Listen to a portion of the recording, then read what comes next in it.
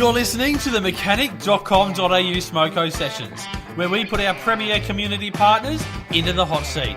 This week's question is, what is the funniest, most interesting or absurd thing one of your reps has seen or received from a repairer?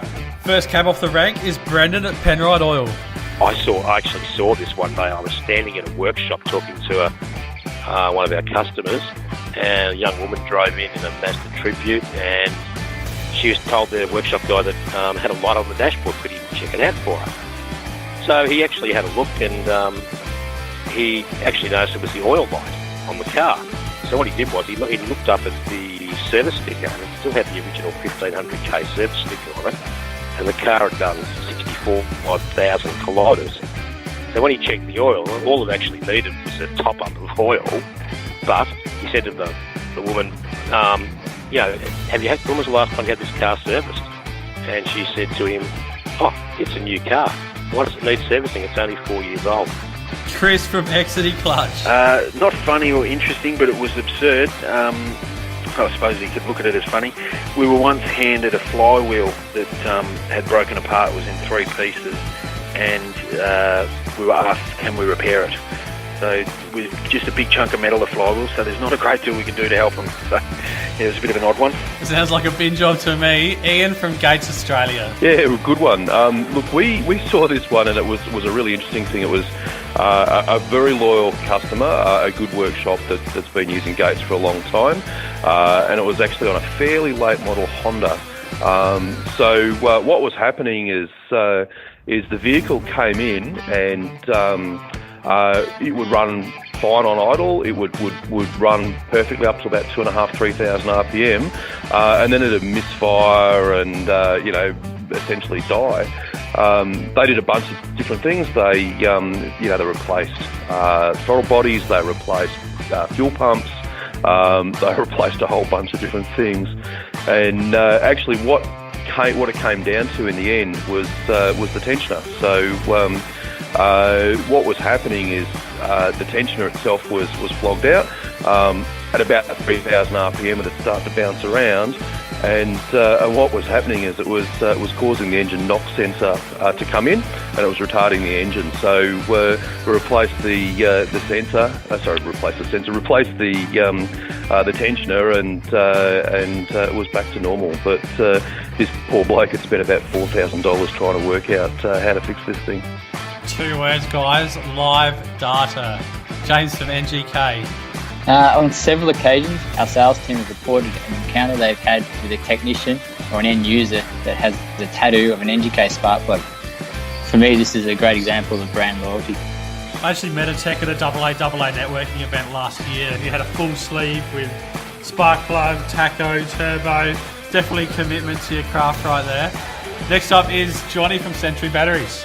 A battery was presented for a warranty as it failed to start the person's vehicle.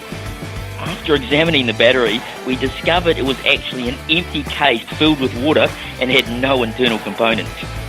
The customer was a little embarrassed that they were misled in giving the person a replacement battery without thoroughly checking it first. As the saying goes, you don't always need plates in your battery, but it helps. Next is Bryden from Mono Shock Absorbers. Well, I asked our phone and my customer service team this question, and one of the guys reported back that he once had a phone call from a customer who wanted to take a Mazda 2 and lift it 6 inches and wanted to know if we had a lift kit for it. So that was pretty out there. And then because we also get some oddball requests on shock absorbers for various vehicles, one guy wanted to lift his golf buggy by 9 inches. So yeah, we get some oddball requests, but those are probably the 2 that stand out at this stage.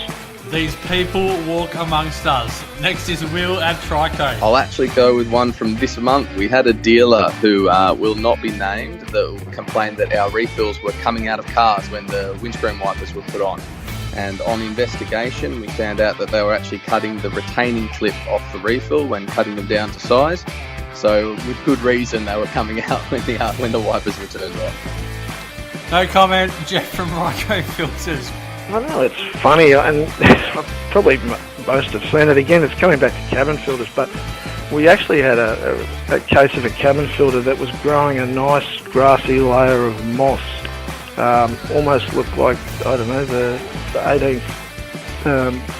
18th green at Augusta or something. It was like really thick, and it was just amazing. We just couldn't stop laughing laughing at, wow, how did it get to that point? But somebody was breathing in the spores or whatever that were growing in that, so that's pretty amazing. And if I told you some of the things I've found in HVAC systems over the years, you'd never believe me. Next we have Steve from DBA. Reading some of the crazy stories on Mechanic.com.au is more than enough entertainment for us. Maybe some of the absurd things are what the competition say about our product that's relayed back through the repairer. We do like a laugh, Steve. Next is James from Narva. So this one's not directly from one of our reps, but there's a lot of gold posted on Mechanics groups by our members. There are too many to recall, but from memory, the one the technician was the car in and the steering wheel was turning 360 degrees from left to right, but the wheels remained stationary.